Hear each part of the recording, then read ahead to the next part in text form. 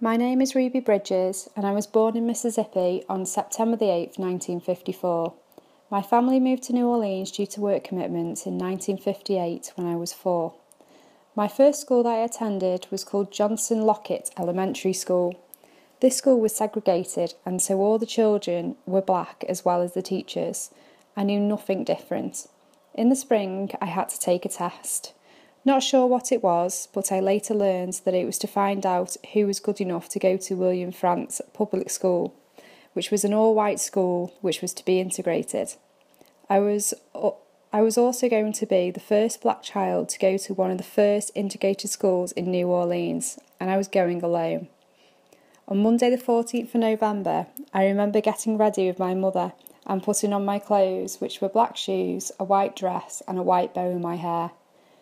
My mother told me that I looked pretty and to be prepared for my first day at my new school, as it would be a little different, but I would be okay, as she was going to be there with me. Just then I remember a knock at the door, and the 4 marshals dressed in suits and armbands came to the door. They had come to escort us to the school.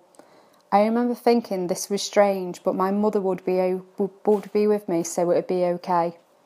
I got into the car and it smelled of pristine leather. It was somehow comforting, as being with these really tall men scared me a little. When we arrived at the school, there were people outside shouting things and throwing things at me.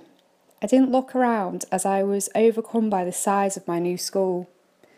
I saw police at the top of the steps, but I never realised that it was for me.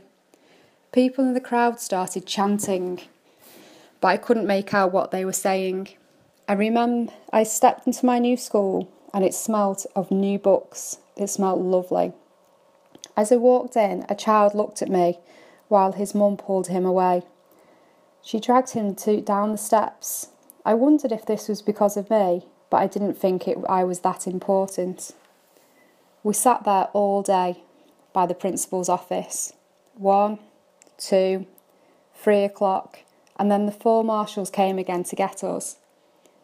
When we walked outside, I saw a huge crowd of people holding up banners, but I couldn't read what they said. I held my mother's hands really tight as I saw people taking photos of me. The police were there too, which I thought was strange.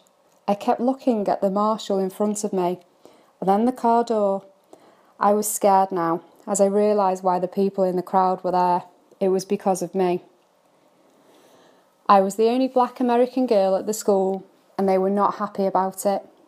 I cried once I got in the car, and I cried all the way home, while people banged on the windows.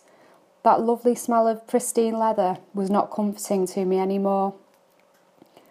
When we arrived outside our house, I ran out, but I didn't want my mother to see me cry, but she knew.